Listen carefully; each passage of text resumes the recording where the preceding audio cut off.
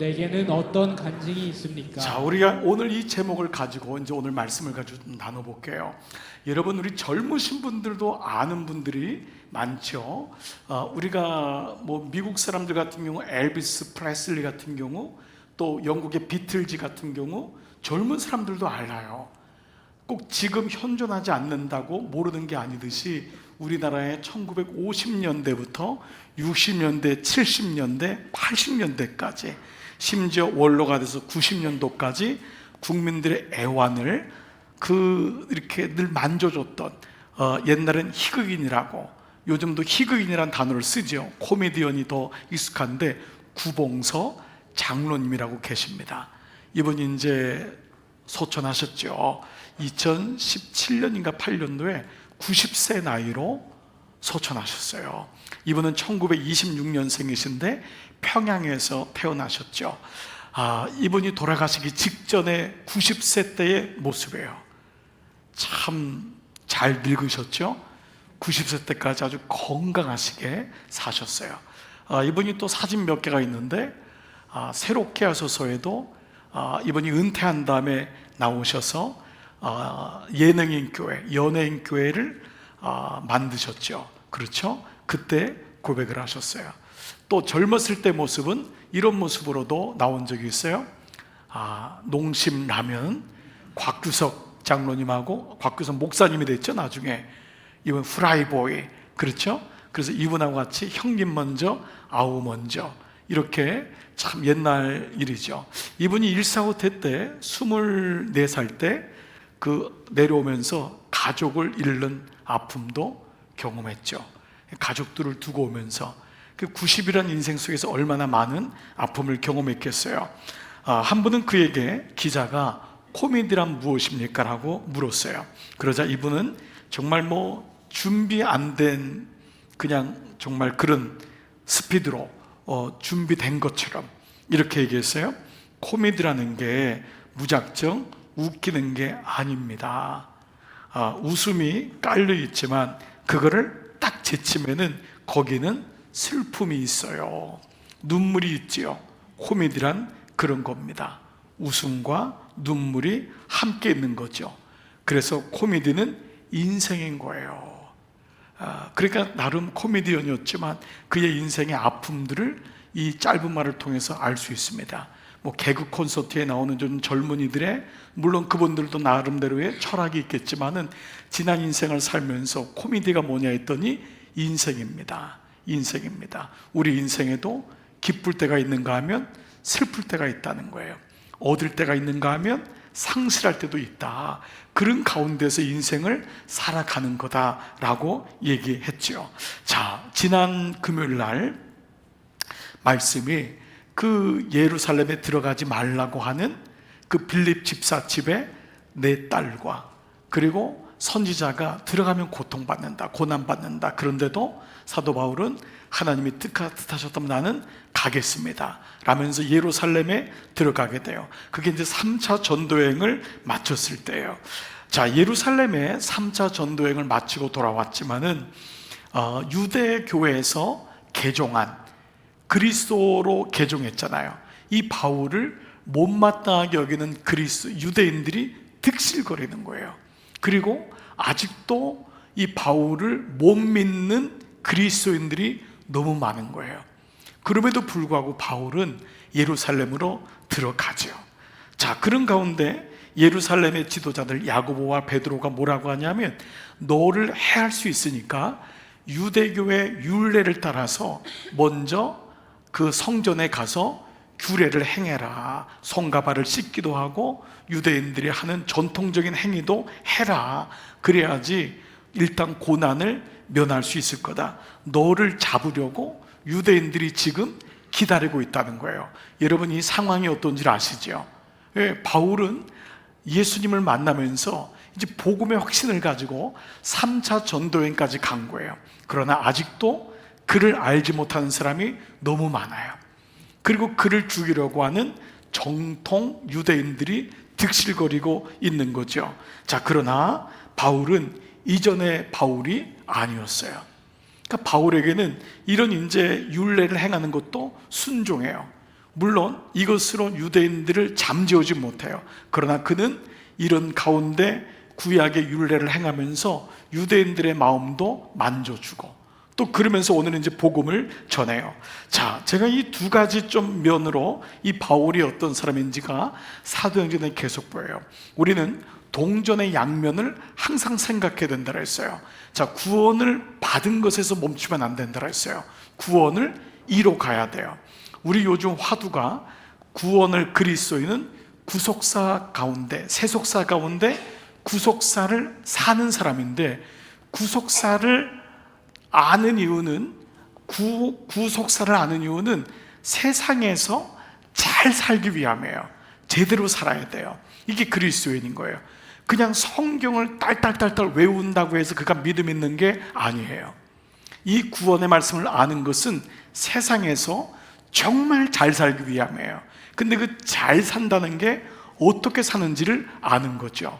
옛날에 잘 산다는 것은 그저 부유하고 아이들이 세상적으로 좋은 길이라고 생각하는 길을 가고, 그런 것이 아니라 주님의 뜻 가운데 잘 산다는 것이 무엇인지가 이제 알게 되는 거니까, 그래서 구원을 받은 삶에서부터 구원을 이루어 나가는, 이것이 두 가지가 항상 양립해야 된다는 거죠. 구원을 받은 나는 그리스도인이야. 근데 삶은 자기 마음대로 산다면 그는 구원을 반쪽밖에 이루지 않는 거죠. 자, 그래서 바울에겐 첫 번째, 이 바울을 얘기할 수 있는 게 뭐냐면 믿음의 사람이라는 거예요. 이거는 변치 않아요. 바울처럼 믿음이 있는 사람이 어디 있어요? 정말 늦게 믿었지만은 바울은 분명한 믿음의 사람이었어요. 그런데 사도행전이 진행되면서 바울은 자기와 안 맞는 사람하고 계속 만나게 돼요. 예를 들면 초창기의 바울은 바나바하고 부닥쳐요. 우리 늘 그 말씀 나눴잖아요. 그러니까 자기 기질대로 사는 거예요. 물론 여러분, 하나님은 기질을 사용하세요.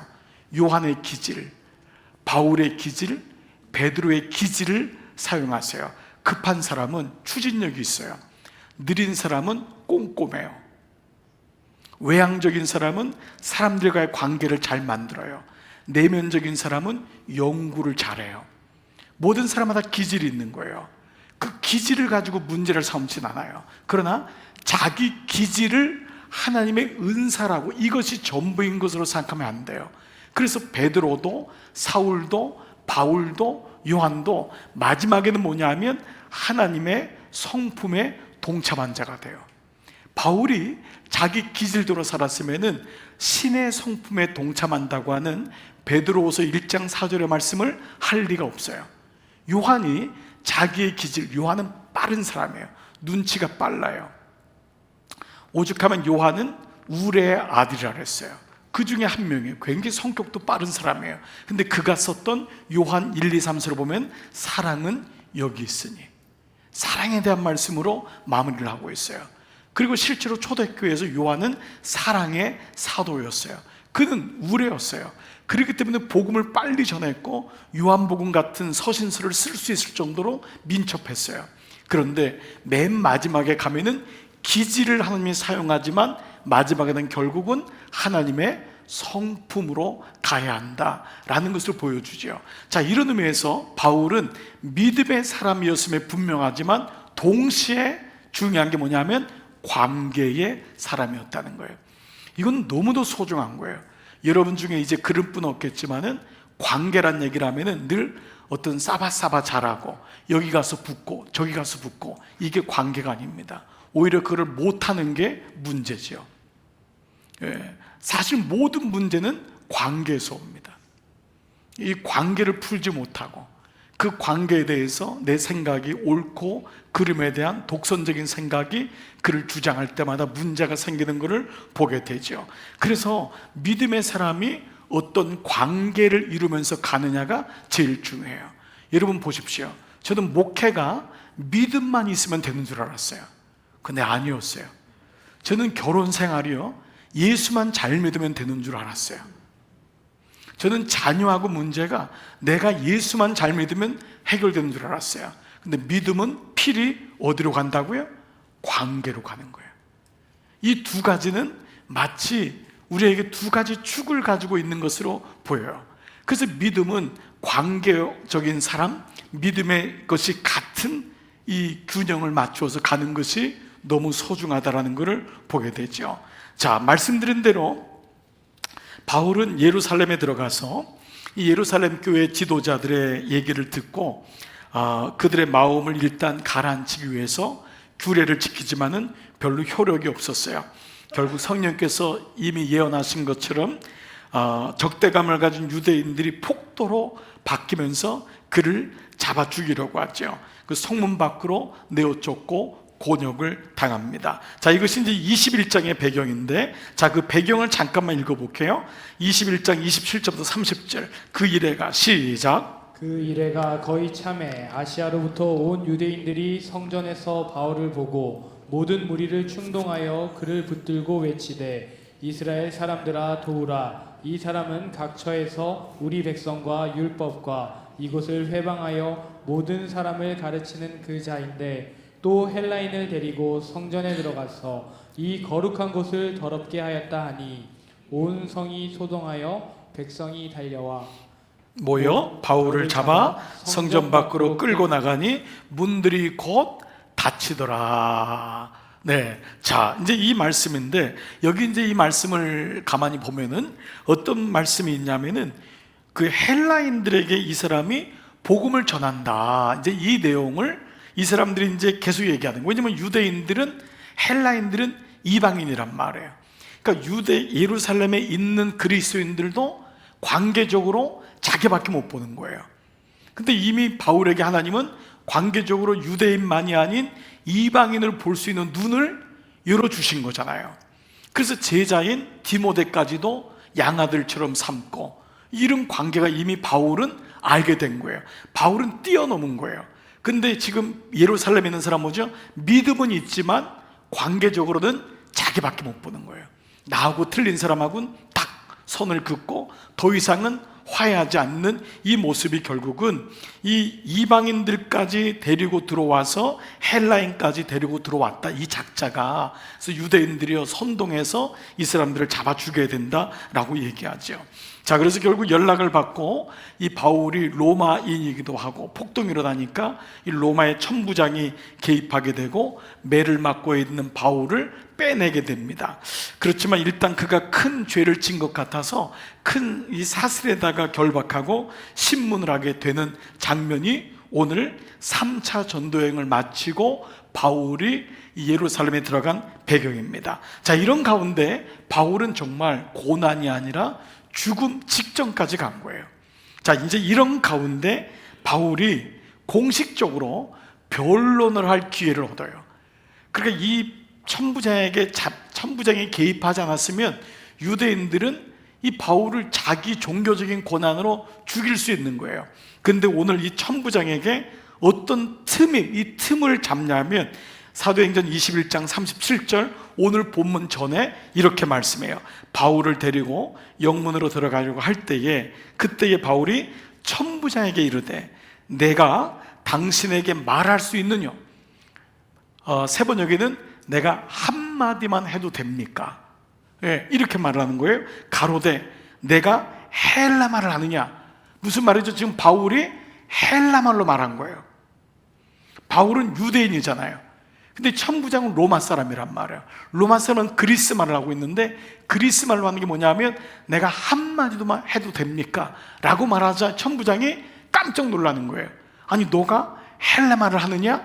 라고 하니까 이 사람이 이제 이 바울을 알고 얘기를 하게 하는 장면이 오늘 이 본문인 거예요. 자, 바울의 형편을 보세요. 지금 매를 실컷 맞고 오해받은 거예요. 자기를 알 것 같았던 제자들도 자기에 대해서 여전히 오해를 가지고 있고, 또 유대인들도 결국은 자기를 잡아 죽이려고 하고, 이렇게 지금 실컷 3차 전도여행 마치고 예루살렘 왔더니 세사르에 매이게 된 거예요. 그런데 바울은 이거를 보지 않아요.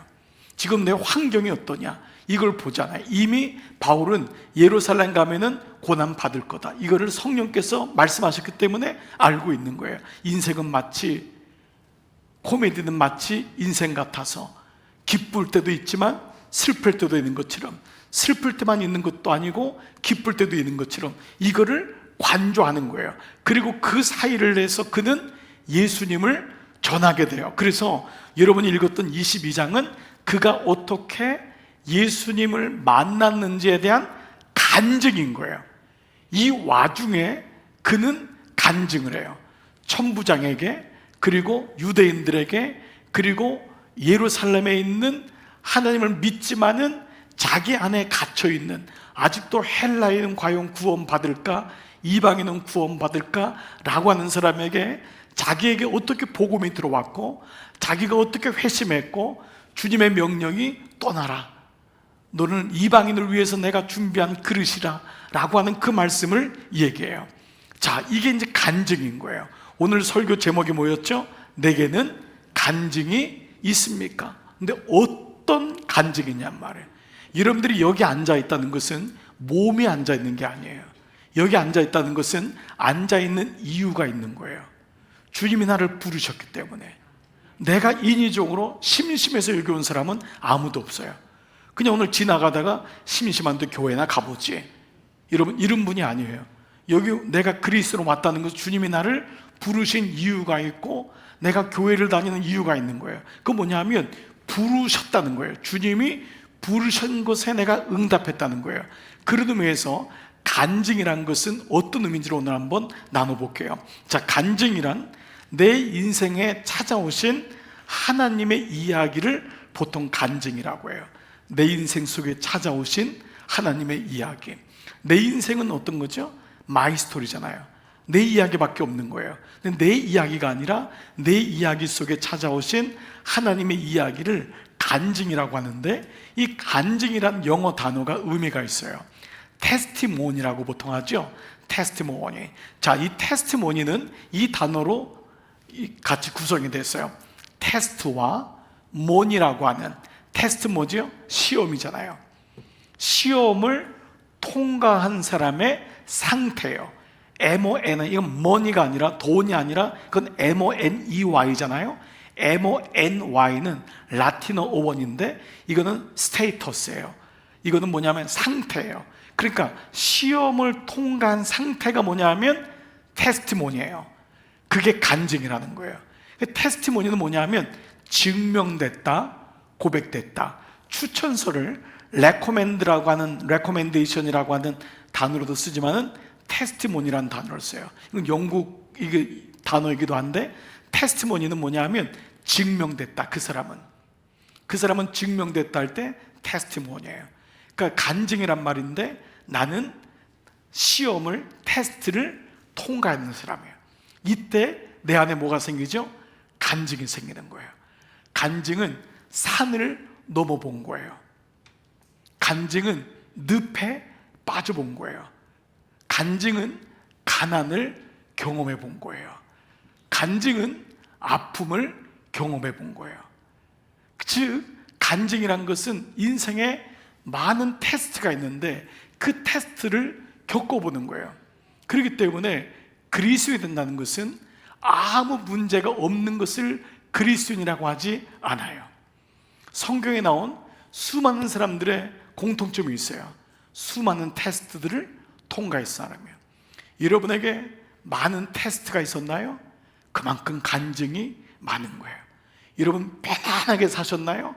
하나님의 은혜인지 모르지만 간증은 없어요.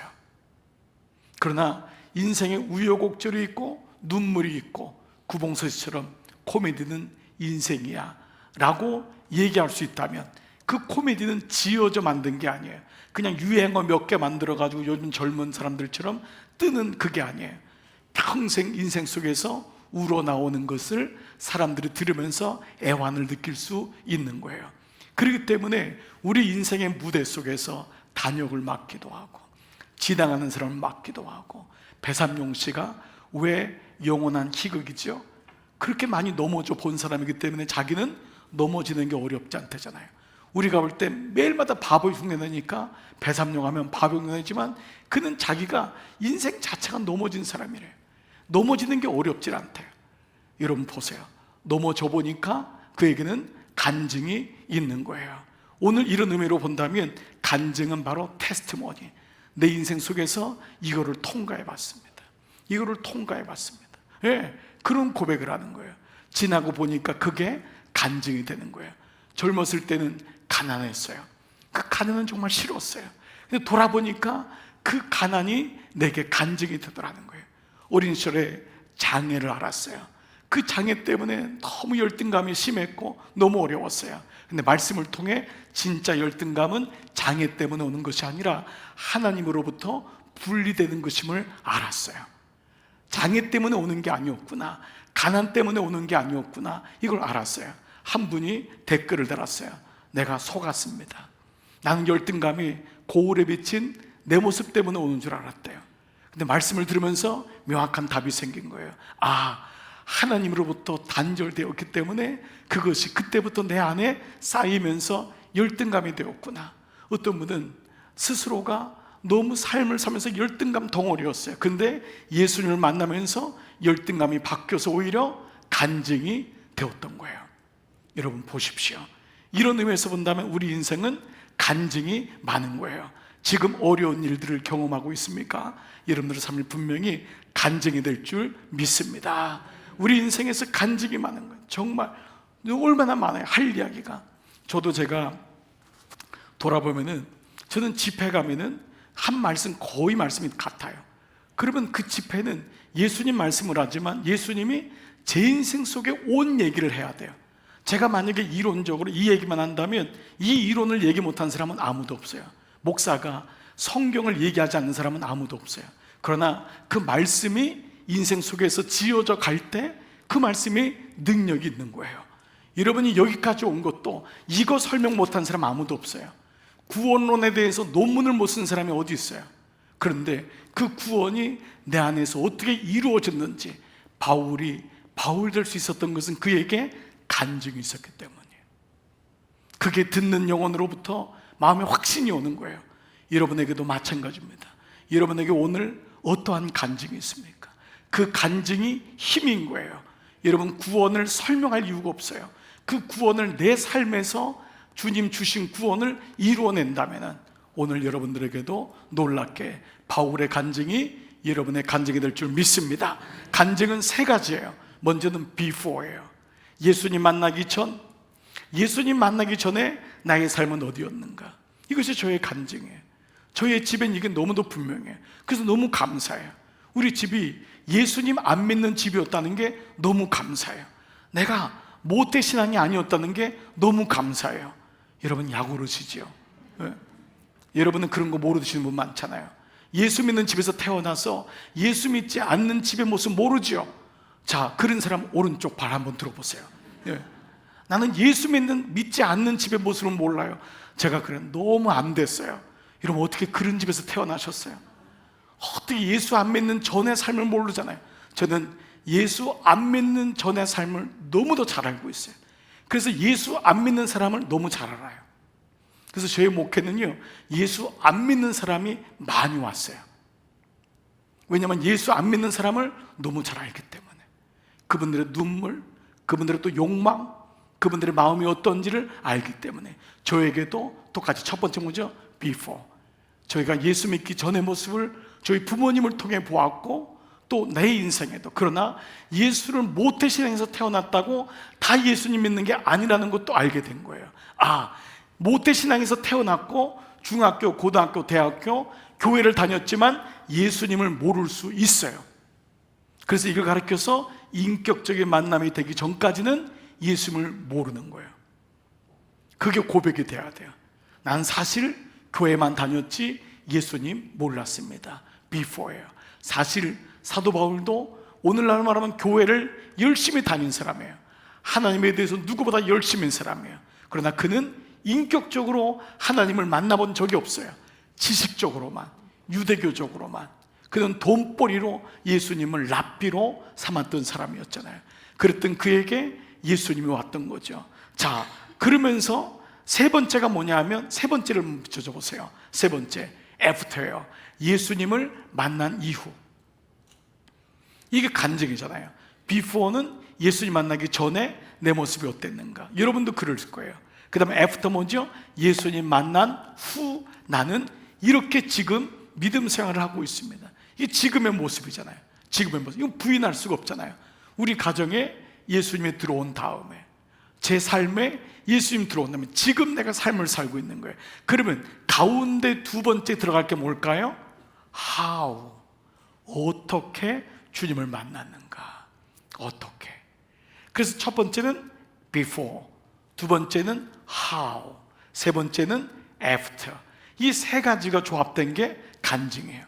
간증은 나 지금 교회 다녀 라는 게 아니에요. 바로 이 세 가지를 얼마나 명확하게 분명하게 알 수 있다면 그 간증은 가장 능력 있는 간증이 되고 삶이 될 수 있겠죠. 자, 바울 그는 어떤 사람이었어요?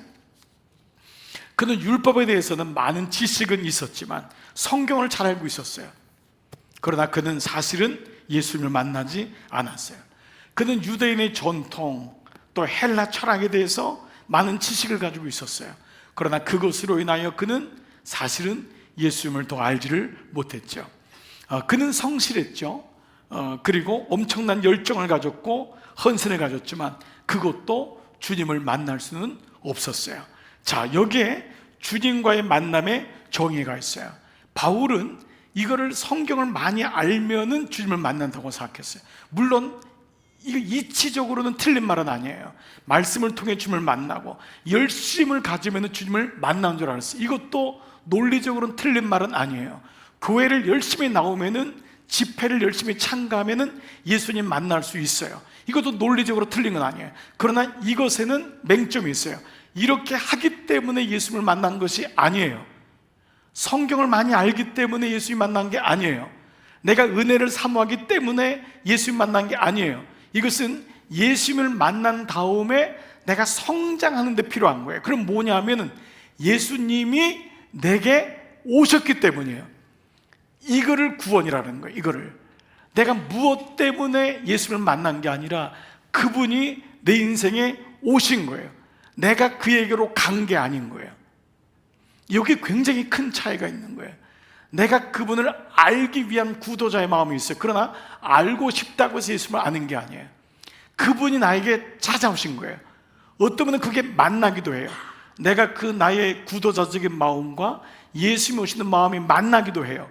그러나 내가 예수님을 찾았기 때문에 주님을 만난 건 아니에요. 먼저 선행되는 게 뭐냐면 주님이 먼저 오신 거예요. 이거를 구원이라는 거예요. 아멘. 자, 여러분 이 순서를 명확하게 하셔야 돼요. 안 그러면은 우리는 인위적인 믿음이 되는 거예요. 이거를 기복적 믿음이라는 거예요. 내 의지와 내 열심으로 내가 이만큼 열심히 하니까 예수님을 만나는 거예요. 이거는 예수님을 만난 다음에 이루어지는 거예요. 먼저는 주님이 내 삶에 오신 거예요. 주님이 내 가운데 찾아오셨다는 거예요. 그래서 이걸 가르쳐 요한복음 15장 16절 다 같이 한번 읽을게요. 시작. 너희가 나를 택한 것이 아니요 내가 너희를 택하여 세웠나니. 자, 이거예요. 구약의 유대는 제자들이 스승을 찾아요. 이게 유대교적인 제자와 스승의 관계예요. 어떤 스승이 있으면은 바울이 가말리엘 문화 속으로 들어간 거예요. 좋은 선생님은 찾아가는 거예요. 근데 예수님이 이 과정을 이게 아니라고 말씀하신 거예요. 너희가 나를 택한 것이 아니고 내가 너희를 택하여 세웠던 거예요. 이게 예수님의 스승과 제자의 관계였던 거예요. 여러분이 어느 날 주님을 찾을 수 있어요. 그러나 주님이 여러분을 찾은 거예요. 여러분 이걸 명확해야 돼요. 그래서 우리 한 교우의 고백, 여러분 참 놀라운 고백이에요. 내가 찾아간 줄 알았는데 찾아간 교회가 아니라 부르신 교회였구나. 이거 하나로 다 끝나는 거예요. 내가 찾아간 교회인 줄 알았는데 부르신 교회였구나. 만약에 찾아간 교회로 여러분이 계속해서 하면 여러분은 계속 찾으러 다녀요. 지금도 찾으러 다니는 사람이 있는 거예요. 여기서 또 만족이 안 되는 거예요. 사람은 만족이 될 수가 없어요. 그게 인간의 본성인 거예요. 사마리아의 우물가의 여인이 5명이나 남편이 있지만 또 찾는 거예요. 지금 있는 남편도 네 남편이 아니구나. 그러니까 부르심에 대한 언약이 없으면은 인간의 욕망은 해결이 안 돼요. 그래서 이 믿음의 시작은 뭐냐면 내가 주님을 찾은 것이 아니라 주님이 나를 찾은 것이구나. 주권이 어디 있죠? 주님한테 있는 거예요. 그 다음에 내가 더 말씀을 알고 싶고, 그 다음에 내가 더 헌신하고 싶고, 내가 더 주님의 교회에 나오고 싶고, 이것이 연결됨을 말씀하고 있어요. 교회라고 하는 뜻을 보세요. 교회 헬라어가 뭐죠? 뭐죠? 에클레시아. 에클레시아라는 교회의 뜻이 뭐죠? 부름받은 사람들의 모임이란 말이에요. 내가 찾아간 곳의 모임이 아니에요. 모든 모임은 여러분들이 주권이에요. 동창회 여러분 가고 싶은 사람이 가는 거예요. 그렇죠? 동호회 여러분들이 찾아가는 거예요. 그러나 교회는 그렇지 않아요. 교회는 부름 받아야지만 와요. 이거를 모르고 있으면 지금도 내가 주인인 것으로 오는 거예요. 부름 받았기 때문에 나를 부르신 분의 음성에 귀를 기울이는 거예요. 이게 예배인 거예요. 오늘도 주님 앞에 내가 주님 나를 부르셨군요 라고 고백하는 거예요. 부름 받은 사람들의 모임. 예수님 만나는 것은 내 노력이 아닌 거예요. 내 의지가 아닌 거예요. 여기서 은혜가 먼저 주어지는 거예요. 그래서 예수님을 믿은 다음에 가장 많이 발견되고 고백되는 단어가 바로 은혜라고 하는 단어예요. 은혜군요. 은혜군요. 노력이 아니라고, 애씀이군요가 아니라 은혜군요. 예수님이 우리에게 찾아오신 거예요. 그래서 이걸 가르쳐서 구원, 솔베이션, 구원이라고 하는 거예요. 좀 더 구약적으로 말하면 구속이라는 단어를 쓰는 거예요.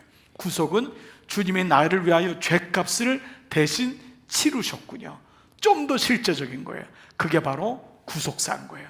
성경의 말씀이 바로 하나님이 나에게 찾아오셨다라는 것이죠. 자, 그래서 구원은 내 안에서 이루어지지 않아요. 기독교의 복음의 근본은 뭐죠? 내 안에 답이 없다라는 거죠. 로마서 5장 8절 이 사도 바울의 고백 보세요.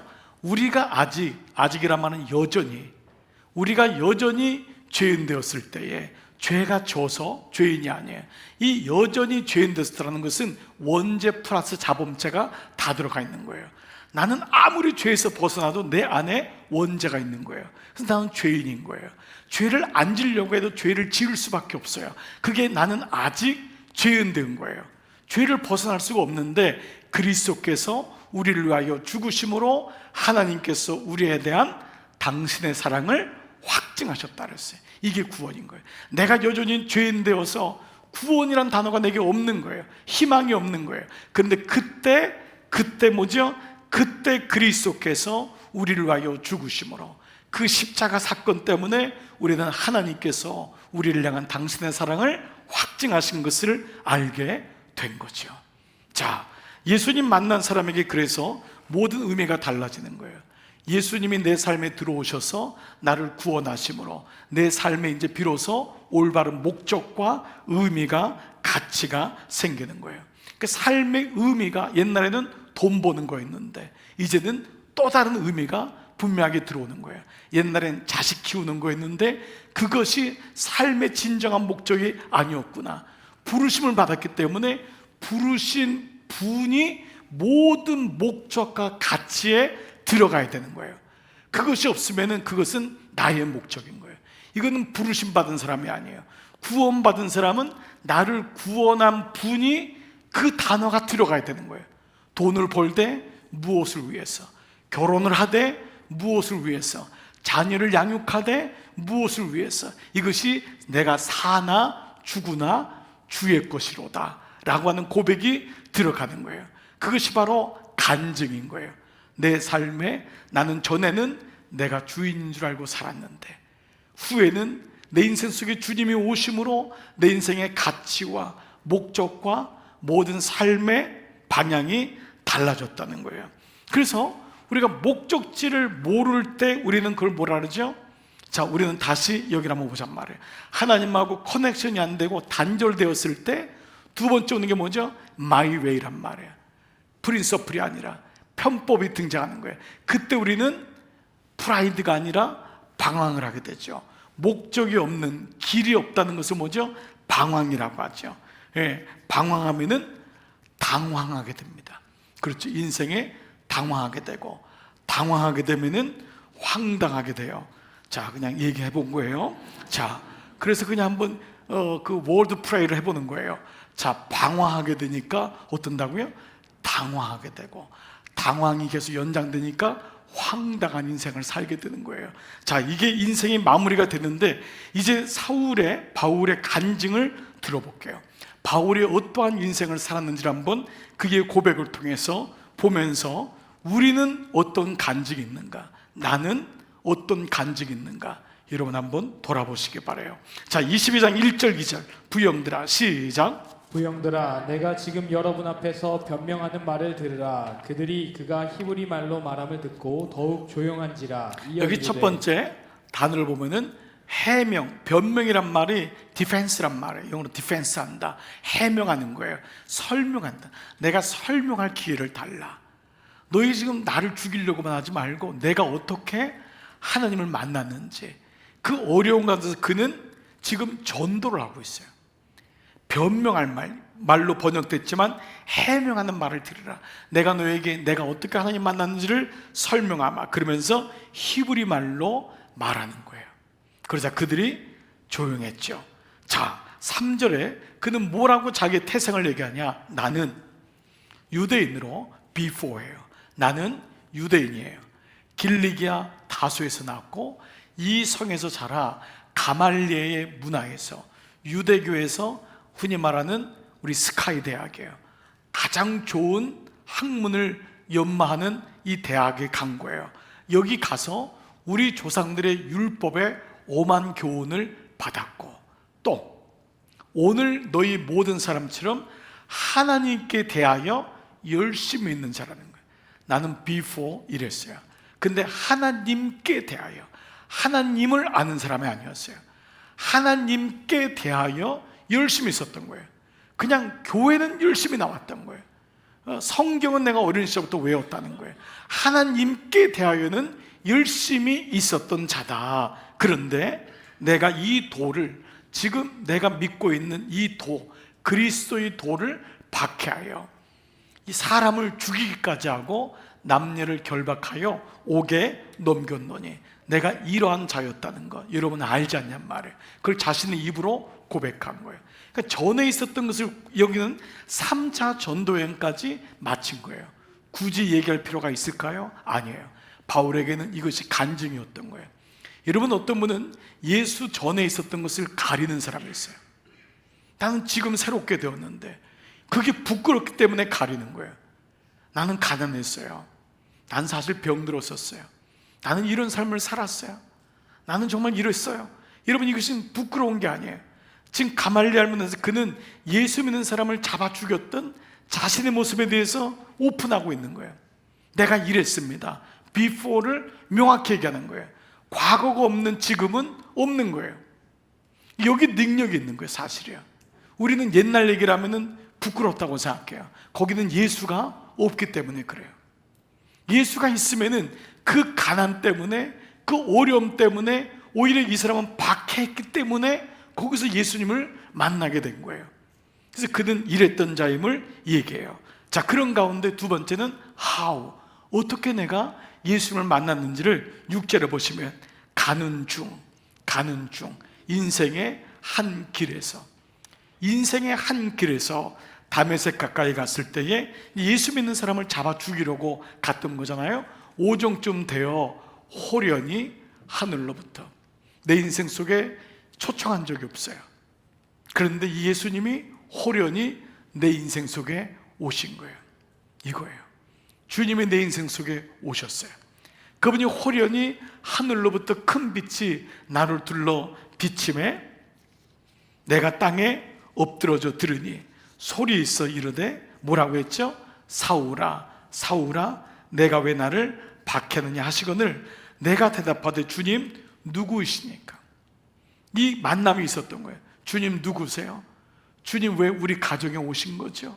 왜 제 인생에 오셨어요? 그 인생에 온 거예요. 호련히 온 거예요. 그래서 인생의 고난은요, 어찌 보면 절대 낭패가 아니에요. 실패가 아니에요. 인생의 고난 속에 오세요.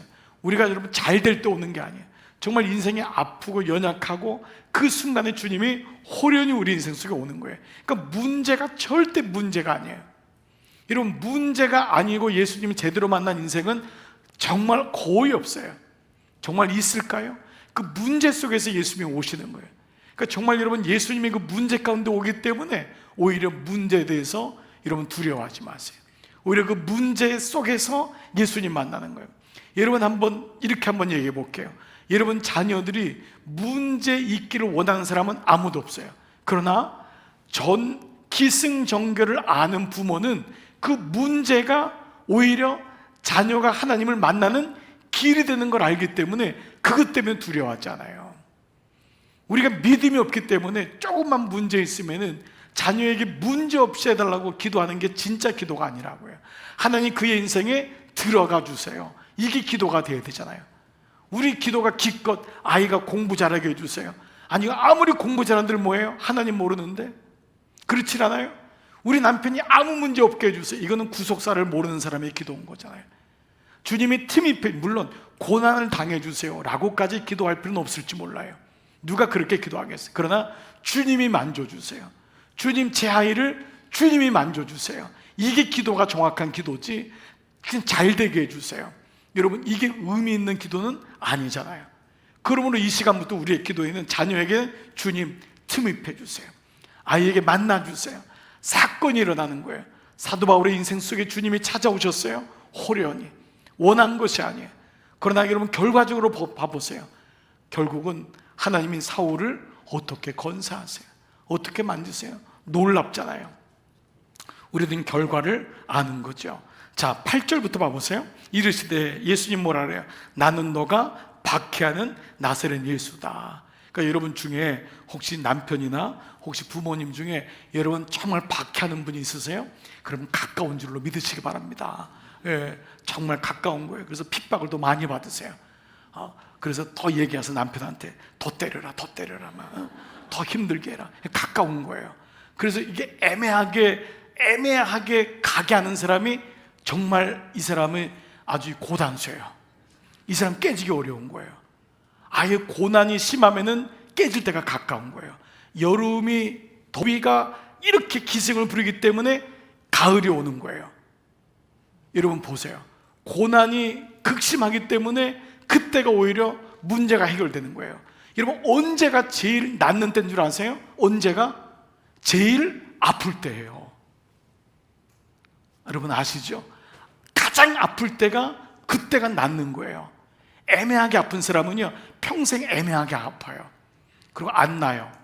근데 한번 세게 아픈 사람은요 너무 아프기 때문에 저는 교인들이 저도 그랬고 여러분 교인들 병원에 있는 분이랑 수시로 알잖아요. 얼마 정도 아프세요? 죽을 것 같아요. 그러면 낫는 거예요. 정말 죽을 것 같은 그 아픔이 꺾일 때 낫더라고요. 아직도 안 믿으시는 것 같아요. 여러분 지금 표정이 그때가 아픈 거예요. 몸이 한번 막 열이 쏟고 할 때 그 다음날 아침에 개운해지는 거예요. 여러분 보세요. 박해라는 거 고난이라는 것도 그거예요. 우리는 고난에 대해서 너무 힘들어하기 때문에 그렇지 고난이라는 것이 힘들지만 그것이 극을 칠 때 오히려 그 아픔을 통과해서 놀랍게 회심하는 역사가 일어나는 거예요. 여러분 보세요. 바울이 내가 박해하는 나사렛 예수라. 나와 함께 있는 사람들은 빛을 보면서도 나에게 말씀하는 이의 소리는 듣지 못했더라. 근데 바울에게는 들린 거예요. 소리가.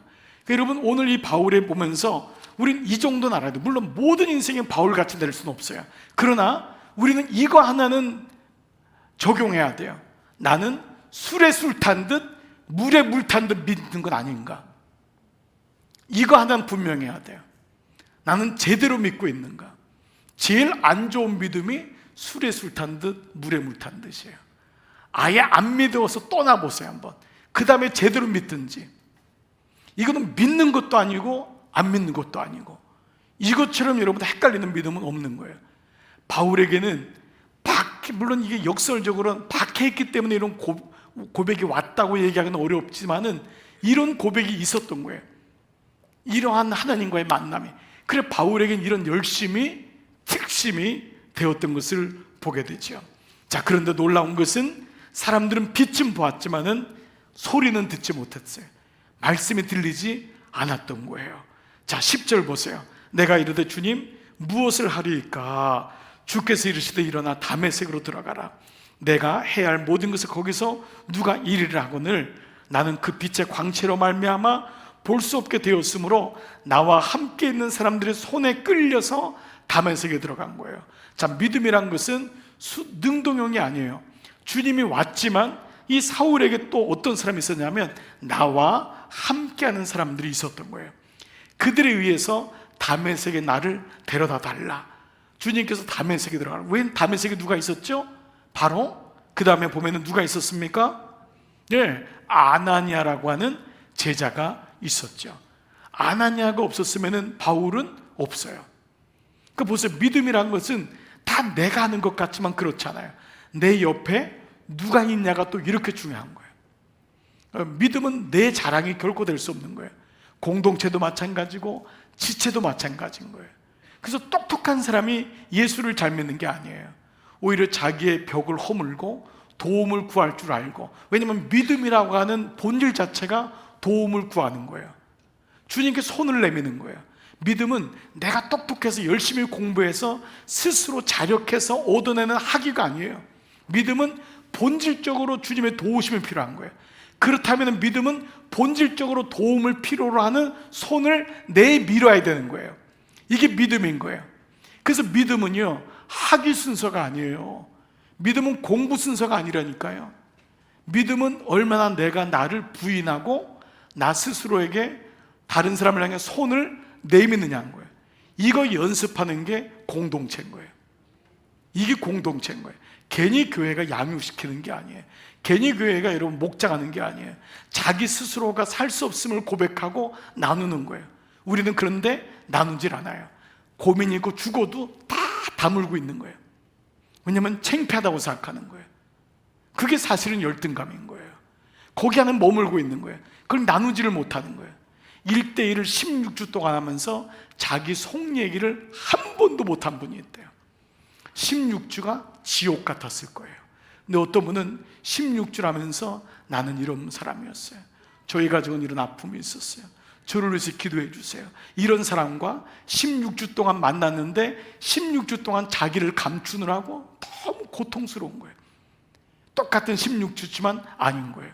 어떤 분은 공동체 목장에 들어갔는데 자기를 오픈하고 자기 생각을 좀 부족해도 얘기하고 도움을 구하는 거예요. 왜냐하면 공동체는 집단 상담이 이루어지는 거예요. 나만 똑똑한 줄 알았는데 저분은 저렇게 문제를 해결하네, 저 사람은 말씀을 저렇게 보네, 그러면서 자기도 오픈할 수 있는 용기가 나오는 게 목장 공동체인 거예요. 그런데 거기 가서 1년 동안 있는데 입을 꼭 다물고 있다면은 여러분 그것이 사실은 열등감인 거예요. 사실 이런 의미로 본다면은 오늘 사도 바울 옆에는 뭐죠? 다메섹으로 함께 그를 데리고 들어간 사람이 있었던 거예요. 오늘 말씀의 문맥에 보면은 하나님이 다메섹으로 들어가라 그랬어요. 혼자 들어갈 수가 없잖아요. 그래서 그에게 뭐라 했죠? 나를 다메섹으로 데리고 가주세요 라고 부탁하는 사람이 있었던 거예요. 그런데 보십시오. 12절에 율법에 따라 경건한 사람으로 거기 사는 모든 유대인들에게 칭찬을 듣는 누가 있었죠? 아나니아라는 제자가 있었던 거예요. 그 제자를 하나님이 거기에다가 준비시킨 거예요. 누굴 위해서요? 바울을 위해서, 사울을 위해서. 사울을 위해서. 한 분이 그러더라고요. 여러분 똑같이 교회 나왔는데 저는 목사 입장이니까 너무 그분이 고마운 거예요. 고맙다고 이렇게 등록해서 감사했더니 아니에요. 목사님이 저를 위해서 목사님이 우리 교회 오셨군요. 똑같이 보는데도 다른 거예요. 나는 목사 입장이니까 그분이 너무 고마운 거예요. 근데 그분은 자기를 위해서 저를 우리 교회에 보내셨대요. 처음엔 나도 지금 얘기하면서도 이해가 안 되고 여러분도 지금 이해가 안 되는 분이 많을 거예요. 근데 그분은 뭐냐 하면 내 인생 속에 주님이 예비한 분이라고 생각하는 거예요. 나를 위해서 목자를 세우셨군요. 나를 위해서 그 권사님이 그 교회에 있었어요. 도움이 필요한 사람이 있는 거예요. 모든 사람은 자기가 문제를 해결하려고 하다가 결국 미궁에 빠져서 황당한 삶을 사는 게 인생이에요. 인생은 얼마나 손을 펼칠 수 있느냐는 용기가 필요한 거예요. 그래서 병든 사람에게 의인이 필요한 거예요. 병든 사람 뭐죠? 나는 지금 아파요. 이 얘기를 못하는 거예요. 인생이 아프다는 얘기를 못해요. 왜 그러죠? 다 안 아픈 척하고 앉아있는 거예요. 그리고 안 아픈 척하고 떠나는 거예요. 제가 그래서 큰 교회 속지 말라고 했잖아요. 와가지고 아무 문제 없다고 앉아있다가 사라져버리는 거예요. 주중에도 모이질 않아요. 일주일 내내 자기 최선을 다해 사는 거예요. 예배 시간에 교훈적으로 한마디 듣고 나가는 거예요. 그의 인생 속에 주님이 틈입하실까요? 어떤 사람에게 난 도움이 필요해요. 나를 좀 도와주세요. 바로 이 모습이 우리 인생 속에 필요한 거예요. 지금 사울의 모습이 그 모습인 거예요. 자, 그런데 보십시오. 14절. 그가 율법은 13절 보세요.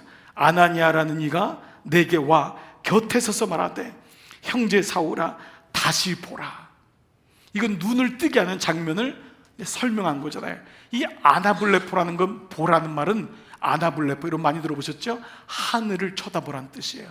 아나는 위로, 블레포는 하늘을 보다. 하늘을 보다. 지금까지 사울은 뭐를 본 거죠? 자기를 본 인생을 산 거예요. 자기에게 답이 있는 줄 알았어요. 똑똑하거든, 공부 많이 했거든, 집안 좋거든, 뭐가 부족해요? 늘 자기를 봤잖아요. 땅을 봤잖아요. 이게 세속자적인 삶이잖아요. 근데 뭐라 하죠? 다시 봐라. 다시 봐라. 다시 하늘을 봐라. 도움을 구하라는 거예요. 기도하라는 거예요. 다시 보라. 그럴 때 그는 즉시 아나니아를 쳐다보게 되죠. 눈이 열렸다는 것을 얘기하고 있어요.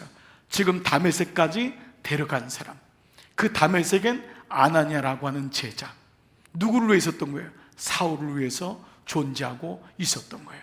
이게 공동체인 거예요. 인생은 결코 혼자 살 수 없어요. 이걸 가르쳐서 여러분 뭐라 그러죠? 헛똑똑이라고 하는, 내 힘으로 살고 내가 똑똑한 줄 알고, 그것이 아니라는 것을 말씀하고 있지요. 14절 봐보세요. 그가 또 이르되 아나니아가 우리 조상들의 하나님이 너를 택하여 너로 하여금 자기 뜻을 알게 하시며 그 의인을 보게 하시고 그 입에서 나오는 음성을 듣게 하셨으니 내가 그를 위하여 모든 사람 앞에서 내가 보고 들은 것에 증인이 되리라. 아나니아가 하나님께 받은 말씀을 그에게 확증시켜 주는 거예요. 우리는 우리 자신을 잘 몰라요. 저는 제가 자원해서 신학교 간 사람이 아니에요. 저는 옆에 있는 권사님 장로님들을 도와주셨어요. 선생님들을 도와주셨어요. 그 사람이 저에게 그 길에 대해서 얘기해 주고 설명해 주었어요.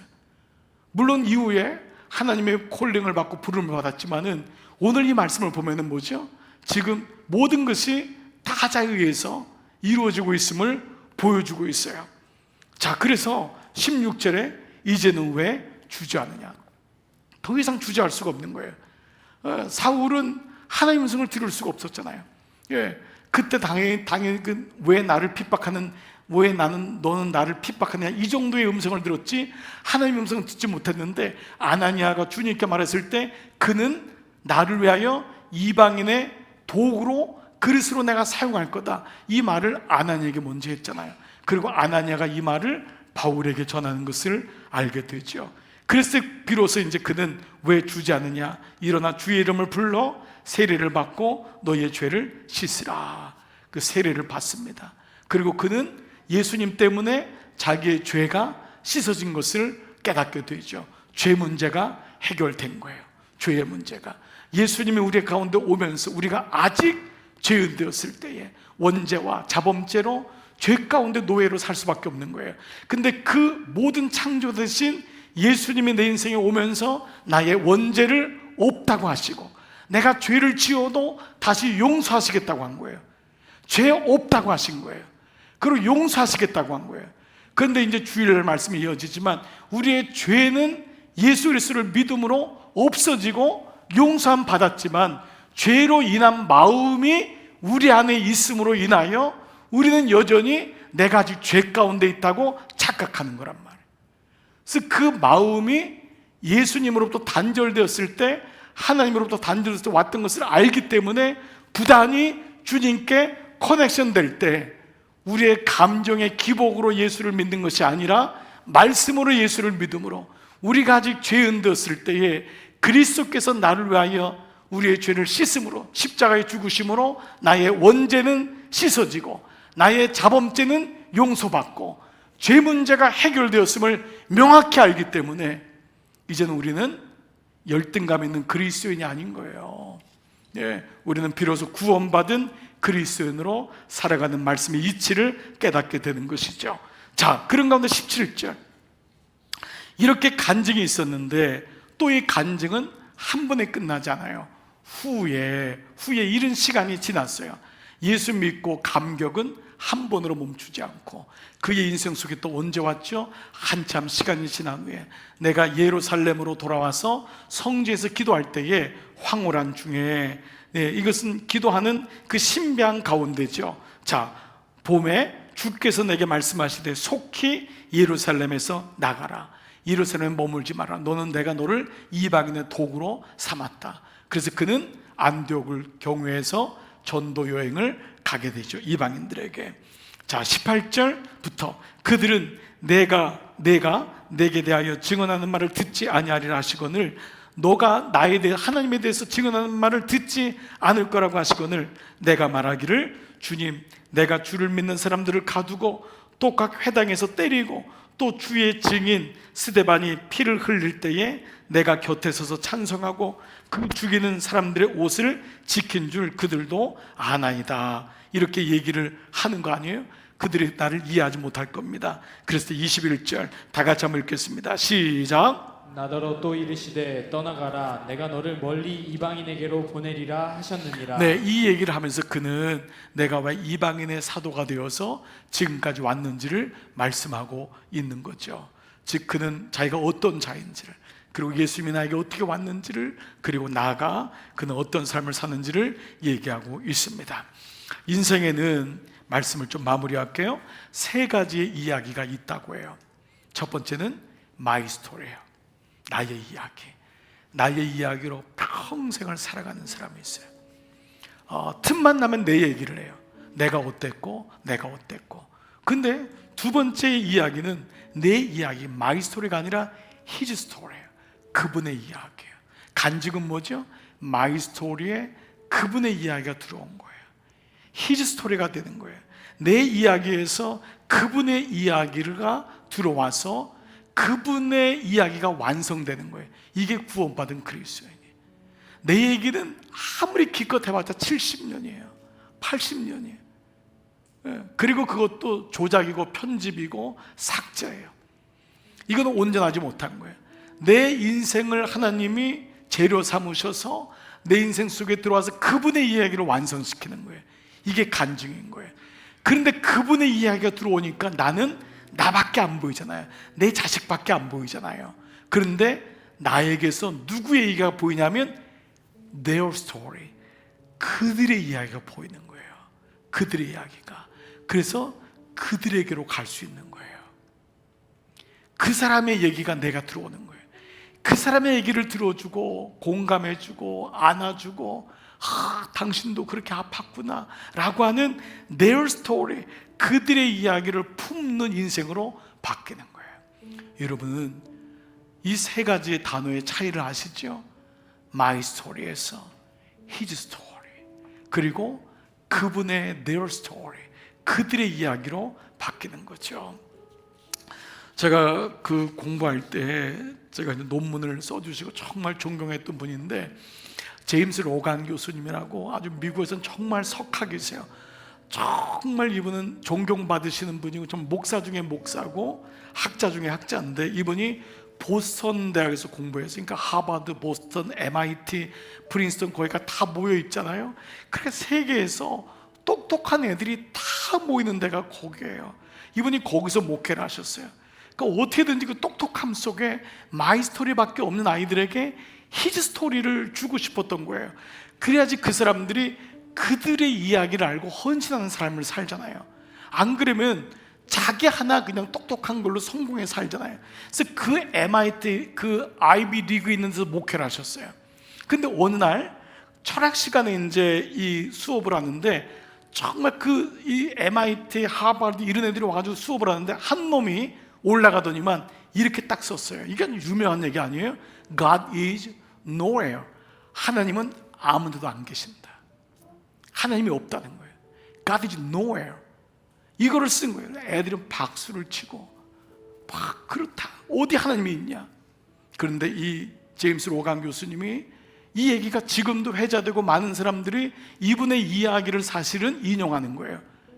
젊은이가 인생을 살아왔다면은 스페이스 하나는 칠 수 있지 않냔 말이에요. 그러면서 nowhere에다가 now here. 하나님은 지금 여기 계시단다. 하나님 nowhere, 어디도 안 계세요 라고 했는데 하나님이 God is now here, 여기 계신다는 거예요. 이 얘기는 오늘날 너무도 많이 회자되고 있어요. 여러분, 하나님이 내 인생에 오신 거예요. 이게 내 인생의 간증인 거예요. 그리고 나 같은 인생을 재료 삼으셔서 주님의 이야기가 완성되기를 원하시고, 그 이야기를 통해 여러분들이 알고 있는 그들의 삶에 주님을 전하기를 원하시는 거예요. 이것이 교회인 줄 믿습니다. 이것이 믿음인 거예요. 우리의 궁극적인 목적인 거예요. 교회는 우리 자랑하는 게 아니잖아요. 오직 예수님이 내 인생에 오셔서 God is nowhere, 어디도 없다고 하는 그들에게 God is now here, 하나님은 여기 계셔요. 당신의 마음속에 있어요. 얘야, 하나님은 너의 마음속에 있단다, 네 안에 있단다 라고 하는 것을 전한다면, 오늘 여러분의 인생에도 내게는 어떤 간증이 있습니까? 이 간증이 여러분의 간증되고 어디를 가는 곳마다 주님을 전하시는 여러분 되시기를 주의 이름으로 축복합니다. 아멘.